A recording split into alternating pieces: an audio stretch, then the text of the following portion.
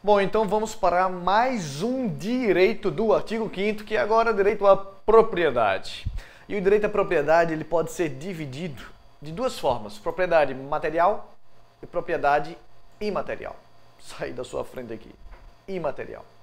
Seja qual for o caso, não importa, tanto direito à propriedade material quanto imaterial, a Constituição, no seu inciso 22, diz: é garantido o direito de propriedade. Você tem direito à propriedade. Eu vou começar pela material, tá? Mas depois a gente volta para imaterial. No 23, o inciso diz assim: a propriedade atenderá à sua função social. Então, o fato de eu ter o direito à propriedade não quer dizer que eu posso fazer dela o que eu quiser. Não, não posso, eu vou deixar aqui largado. Não, eu tenho direito à propriedade, tenho, propriedade material, isso vale para imaterial também até, mas eu preciso dar à minha propriedade uma função social, uma utilidade, ela tem que ser válida, sob pena de quê? De perda da propriedade, ok? Nelson, como assim perda da propriedade? Olha o que diz o inciso 24.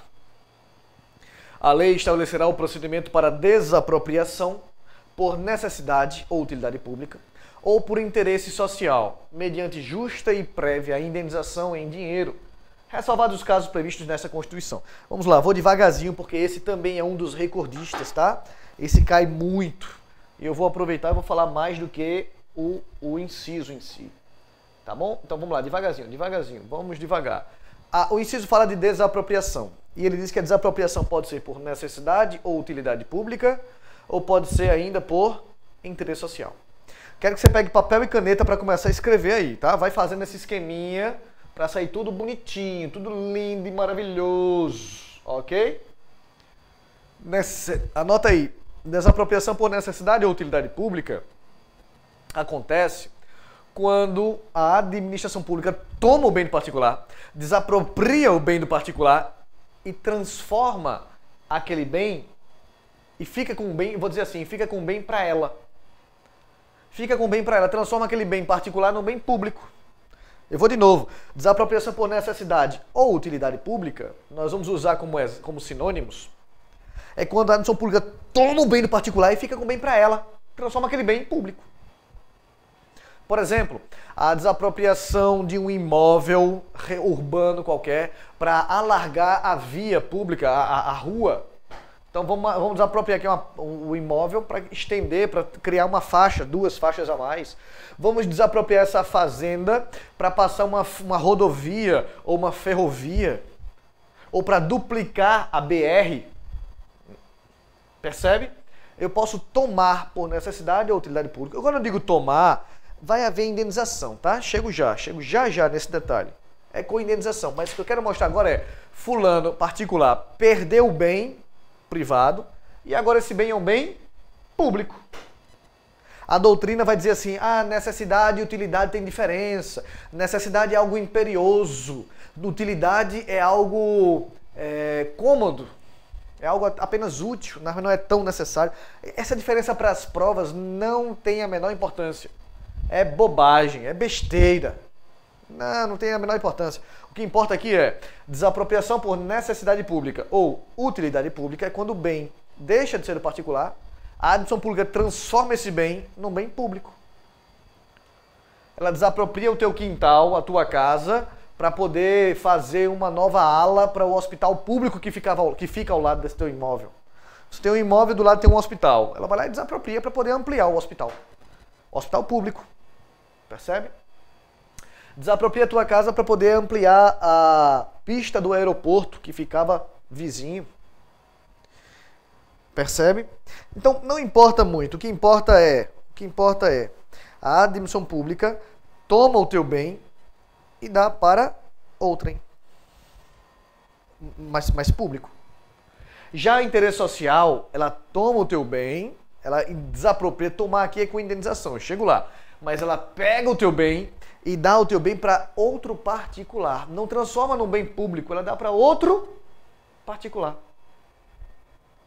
Por exemplo, vamos imaginar aqui, Você tem uma fazenda improdutiva. Pronto, esse é um ótimo exemplo. Sua fazenda foi considerada improdutiva pelo INCRA. Aí a administração pública desapropria a tua fazenda e dá para os sem terras. Opa, veja que ela não transformou no bem público. O bem continua privado, note. É um bem particular, só que agora mudou de mãos de um particular, você, para outro. De você, fazendeiro, para os sem terras. Ok? Não vamos entrar na polêmica dos sem terras, pelo amor de Deus. Tá bom, senhoras e senhores? Você tem um imóvel urbano, tá lá abandonado há muitos anos, ela toma esse bem de você e dá para um sem teto. Veja que o bem não se tornou público, como no exemplo anterior. O bem continua privado. Isso quer dizer o quê? Quer dizer o quê? Quer dizer apenas, tão e somente então, que foi uma desapropriação por interesse social.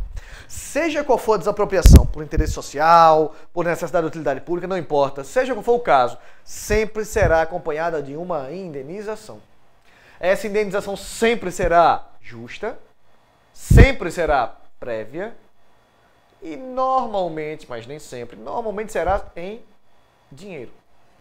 Normalmente. Seja desapropriação por necessidade ou utilidade pública, ela será sempre indenizada. Quando eu falo que tomar, o particular tomou a minha fazenda, Nelson, é porque você não queria perder a fazenda. Foi contra a sua vontade, mas você não vai sair de mãos abanando. Não vai sair de mãos abanando. Certo? Renata tem uma fazenda. Preste atenção nesse exemplo de Renata. Renata tem uma fazenda, foi considerada improdutiva. Chegou o fiscal do INCRA lá em Renata, assim, minha querida, Renata, ei, o que é que você planta aqui, minha querida? E Renata diz assim, eu planto nada. Eu plantei maconha uma época, mas a polícia veio e destruiu. E o que é que você cria aqui? Pergunta o fiscal do INCRA. Aí ela diz, eu crio minhoca. Cava aí pra ver se tu não acha. A fazenda de Renata vai ser considerada improdutiva. A fazenda de Renata será considerada improdutiva e será desapropriada. Desapropriada por sem terras, no meu exemplo. Opa, se for por sem terra, particular para particular, é por interesse social. Haverá indenização? Certamente. Essa indenização será o quê? Será o quê? Prévia. Justa. Mas não necessariamente em dinheiro. Ok? Tá bom? Certo? Ora, meus amores, a regra é que a indenização é em dinheiro. A regra é que a indenização é em dinheiro. Mas, olha o que eu vou dizer agora. Existem casos em que a indenização não será em dinheiro. A Constituição disse assim no inciso que a gente leu. Resguardados os casos previstos nesta Constituição. Quais são os casos previstos nesta Constituição? Eu vou começar a sambar aqui nos incisos e nos artigos, tá? Ora, a indenização não será em dinheiro nos casos de reforma agrária e nos casos de reforma urbana. Reforma agrária, reforma urbana. Reforma agrária, reforma urbana. Lembra do exemplo de Renata? Fazenda improdutiva, foi para o sem terra. Sem terra, reforma agrária. A Renata vai receber uma indenização prévia, justa. Mas o que ela vai receber previamente não é dinheiro. Ela vai receber títulos da dívida agrária. O pagamento de Renata sem títulos da dívida agrária resgatáveis em até 20 anos. Veja que a indenização é prévia. Ela bota no bolso hoje, mas o que ela bota no bolso não é dinheiro. É um precatório. O pagamento é feito em títulos da dívida agrária. E esse título vai poder ser trocado por dinheiro? Vai. Quando? Daqui a até 20 anos. Onde é que está isso, Nelson? Artigo 184 diz assim, compete à União desapropriar por interesse social. Interesse social, lembra, é quando eu dá para terceiros. Veja que nenhuma informação é inventada. É bom a gente fazer esses links com os artigos. Para fins de reforma agrária. Então, interesse social e reforma agrária. O imóvel rural que não esteja cumprindo a função social, mediante prévia e justa indenização em títulos da dívida agrária. Não é em dinheiro, perceba. Não é lindo isso? Com cláusula de preservação do valor real. Ou seja, esses títulos vão ser corrigidos, tá? Resgatáveis num prazo de até 20 longos anos. a partir do segundo ano, e não é nem a partir do primeiro ano, é a partir do segundo ano de sua emissão. Se ele foi emitido esse ano, é a partir do ano que vem que começa a correr o prazo de 20 anos, e cuja utilização será definida em lei. Isso, meus amores, é a desapropriação para fins de reforma agrária. Interesse social, reforma agrária. Nelson, e se for reforma urbana? Também não é em dinheiro não, né? Não. Reforma urbana é o quê? Reforma urbana será pagamento da dívida urbana. Resgatáveis em até 10 anos. Até 10 anos. Ok? Dúvidas, dúvidas, dúvidas? Nota, outra coisa aqui que é importante. Preste atenção nisso aqui que é importante. A reforma urbana seria para os sem-tetos, não é para os sem-terra, é para os sem-teto. O imóvel está na área urbana, vai ser pago em títulos da dívida urbana. Olha o 182, inciso 3. O anterior era o 184, agora o 182, inciso 3, diz: desapropriação com pagamento mediante títulos da dívida pública, de emissão previamente aprovada pelo Senado, com resgate de até 10 anos, em parcelas anuais, iguais e sucessivas, assegurado o valor real da indenização e os juros legais. Certo? Ok? Dúvidas? Dúvidas? Opa, dúvidas? Deixa eu mostrar você o todo aqui, ó. Então, a desapropriação... Aqui, pronto. A desapropriação é por necessidade de utilidade pública, quando ela pega o bem e transforma o bem em um bem público. Ou interesse social, quando ela dá para um sem terra ou sem teto, reforma agrária ou urbana. Nesse caso, interesse social, reforma agrária, o pagamento será em títulos de dívida agrária resgatáveis de até 20 anos. No caso da reforma urbana, títulos de dívida urbana em até 10 anos. Seja qual for o caso, a desapropriação será indenizada. E essa indenização será justa e prévia. Mas, salvo nos casos de reforma agrária e urbana, ela será em dinheiro. Se não for esses casos, ela será em dinheiro. Se for para reforma agrária e urbana, não será em dinheiro, será em títulos da dívida pública. Ok? E um outro inciso muito parecido com esse anterior, deixa eu passar aqui. Tá aqui, ó. No caso de iminente perigo público, mudei de inciso, tá? Voltei para o 25. No caso de iminente perigo público, a autoridade competente poderá usar da propriedade particular, assegurado ao proprietário indenização ulterior, mas olha, a indenização ulterior se, presta atenção, se houver dano. Se houver dano, ele indeniza. Se não houver, Nelson, não indeniza. Eu não sei se eu entendi não, Nelson. Olha só. Aqui eu não estou falando de desapropriação. Na desapropriação eu tomo o bem do particular e fico para mim, ou eu tomo e dou para terceiros. Eu, a administração pública. Aqui a administração pública vai usar o bem para afastar um iminente perigo público. Por exemplo, todos vocês já viram um exemplo que eu vou citar agora, sem exceção. Todos vocês já viram um exemplo que eu vou falar agora, sem exceção. Não sei que tipo de filme você gosta de assistir. Eu não sei que tipo de filme você gosta, mas eu sei que você já viu essa cena em algum lugar. Qual cena? Você, sei lá, o bandido perseguindo o policial perseguindo o bandido. Aqueles filmes de ação, principalmente, o policial tá perseguindo o bandido, aí o bandido rouba um carro e sai na disparada. Sai correndo.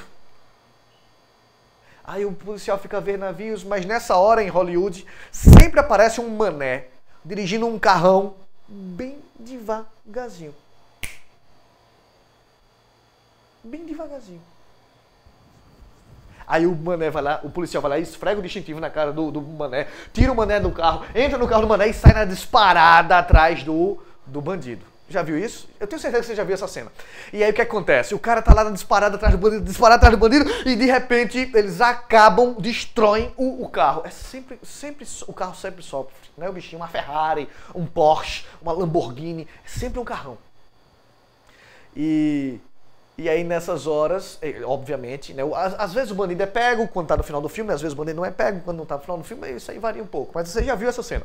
Veja, qual é o iminente perigo público aqui? Iminente perigo público. O que é que eu tô querendo? Ah, eu tô querendo, veja, eu tô querendo prender o bandido. Qual é o iminente perigo público que eu quero afastar? A fuga do bandido. Certo? Ele tá pra fugir. Isso é iminente. Aí eu vou fazer o que? Eu vou usar. Eu uso o carro do particular, aquele mané, lembra? Para impedir que o bandido fuja. Percebe? Mas depois as chaves são devolvidas. Ó, tá aqui a sua chave, meu filho. Tá aqui a sua chave. Haverá indenização? Haverá. Mas a indenização será ulterior, será posterior. Deixa eu ficar aqui pequenininho, peraí. A indenização será posterior. Como assim posterior, Nelson? Ela será condicionada à existência do dano. Só haverá indenização se houver dano. É diferente da desapropriação. Na desapropriação eu sei que vai haver o dano, porque eu perdi a propriedade. Renata perdeu a propriedade, eu sei que vai haver o dano. Então a indenização é prévia lá. Aqui ela é ulterior, ela é posterior, perceba. E por que ela é posterior, Nelson? Porque primeiro eu tenho que verificar se houve ou não dano. Imagine que o policial pegou o seu carro, o meu não, Deus me livre, mas o seu carro. Pegou o seu carro, certo? Ok? Pegou o seu carro para perseguir o bandido. Pegou o teu carro, sai do carro, pegou, entrou no teu carro, na hora que acelerou, o bandido bateu no primeiro poste. O bandido que bateu ali na esquina, bateu no carro dos outros. O policial passou a primeira, passou a segunda, parou, desceu, prendeu o bandido. Devolveu a tua chave. Nem combustível gastou. Vai haver indenização? Ah, Nelson, eu tive um susto. Oh, meu Deus do céu. Passou. Não vai haver indenização. E não vai haver indenização porque, meu amigo e minha amiga? Porque não houve dano. Não houve dano. Percebe? Se não houve dano, não há indenização. Ah, não, Nelson, ele bateu meu carro. Aí vai haver indenização. Agora, presta atenção nessa questãozinha. O policial correu atrás do bandido, pegou o carro de um taxista e foi atrás do bandido. Rodou o dia inteiro atrás do bandido. Prendeu o bandido ou não prendeu o bandido, não importa. No final do dia, ele devolve o carro com o tanque cheio, intacto, sem um arranhão. Vai haver indenização? Sim ou não? Você tem que pensar, houve dano? Sim ou não? No caso do taxista, houve dano? Sim. No caso do taxista, houve dano? Sim. E por que houve dano? Porque ele deixou de fazer a sua diária correndo com seu táxi. Então anote aí, isso é importante. Esse dano aqui não é só o dano material em si, mas também é o lucro cessante. O lucro cessante também será considerado dano e, consequentemente, também vai ser computado para uma eventual indenização. Ok? Tá claro isso? Dúvidas? Dúvidas? Anota aí, escreve aí e vamos para o último inciso do direito de propriedade material. Sim. Essa explicação está ficando longa, né? Mas vamos lá, propriedade material. Posso? Eu vou sair aqui da sua frente, só um segundinho. E ele diz assim: a pequena propriedade rural, assim definida em lei, desde que trabalhada pela família, não será objeto de penhora para o pagamento de débitos decorrentes de sua atividade produtiva, dispondo a lei sobre os meios de financiar o seu desenvolvimento. O que? Nelson, não entendi nada. É por isso que eu estou aqui, não te preocupas. Vamos para os requisitos. O que é que diz o inciso? Ele diz assim, ó, se uma propriedade rural for considerada pequena, o que é uma pequena propriedade rural, Nelson? É o que a lei disser que é. Não te preocupas com isso. Eu até posso te dizer, olha, a lei, para fins legais, para fins desse inciso, alguns dizem que pequena propriedade depende do módulo rural, depende do estado, porque de estado para estado varia o módulo rural. É verdade, isso não deixa de ser verdade. Peraí, deixa eu tirar isso aqui de cima. Pronto. Passou. Outros dizem que é... Como é que se diz? Tem outra unidade de medida aí. Para fins de concurso público, que é o que nos interessa, você não se preocupa com isso. Ah, o que é uma pequena propriedade? A prova vai dizer, olha, a pequena propriedade. Certo? Eu posso até te dizer, só por questão de curiosidade mesmo, tá? A pequena propriedade, será considerada pequena propriedade aquela de até 10 mil hectares. Cara, 10 mil não, 10 hectares. 10 hectares. 1 hectare são 1000 metros quadrados. É terra pra caramba, mas para fins para fins legais, isso é considerado 10 hectares. 10 hectares, não 10 mil, tá? 10 hectares é considerado uma pequena propriedade, certo? A depender da região do país, 10 hectares você não vai conseguir fazer o rodízio das parcelas de terra para o enriquecimento do solo. Enfim, tem todo um papo técnico para isso que foge do nosso, eu vou dizer, do nosso contexto de concurso público. Então, não se preocupe com isso, ok? Tá bom? Mas vamos lá. A pequena propriedade rural, ela será impenhorável. Mas para ela ser impenhorável, quais são os requisitos para ela ser impenhorável? Primeiro, ela tem que ser pequena. Tem que ser pequena. Não precisa saber o que é uma propriedade pequena, mas saiba, tem que ser pequena. Você não tem que saber o que é uma propriedade pequena, mas tem que saber que ela, para ser impenhorável, para não admitir a penhora, ela tem que ser uma propriedade pequena. Além disso, tem que ser trabalhada pela família. Detalhe aqui, pessoal. Detalhezinho. Trabalhada pela família não quer dizer que é só a família. Pode ter 1 ou 2 ajudantes, Nelson? Pode ter lá, sim, um ajudante ou 2. Nelson, pode ter um empregado ou 2, né? A família tem que estar completa? Ou o filho mais velho pode estar, o filho mais novo pode estar na capital estudando medicina, por exemplo? Pode. Não tem que ser família completa. E não tem que ser só família. Mas a família tem que estar na labuta, tem que estar trabalhando. Não pode ser a família lá no casarão só observando os empregados trabalhando. Não. Tem que ser pequena, tem que ser trabalhada pela família. E o débito contraído por essa propriedade tem que ser aplicado na sua atividade produtiva. Como assim, Nelson? Não entendi. Não, vamos imaginar um exemplo. O pequeno produtor rural tem lá aquela propriedade pequenininha, trabalhada pela família, ele vai ao banco e pede um empréstimo. E ele pega esse empréstimo e aplica em milhos, grão de milho, para a sua produção, sua atividade produtiva. E aí vem uma cheia e os milhos não vingam. Ou vem uma seca e os milhos não vingam. Ou vem a pior das pragas do campo, a pior das pragas, os sem terras e os milhos não vingam. Ou uma nuvem de gafanhotos, não importa, o milho não vingou. Chegou a hora de pagar o empréstimo bancário. O banco pode penhorar essa propriedade? Não. Por que não? Porque é pequena, porque é trabalhada pela família e porque o débito que ele contraiu foi aplicado na atividade produtiva. Percebe? Nelson, então isso é uma vantagem, né? Alguns dizem que sim, outros dizem que não, porque diante desse resguardo, vamos falar assim, banco nenhum empresta dinheiro se o pequeno produtor não tiver outro bem para dar em garantia. Banco nenhum empresta, infelizmente. Ok? Difícil isso? Tranquilo, né? Legal. Que mais? Vamos dar um exemplo aqui. Vamos imaginar que o pequeno produtor foi lá no banco, pegou o empréstimo e levou a família inteira para Disney. Foram conhecer o Mickey e o Donald.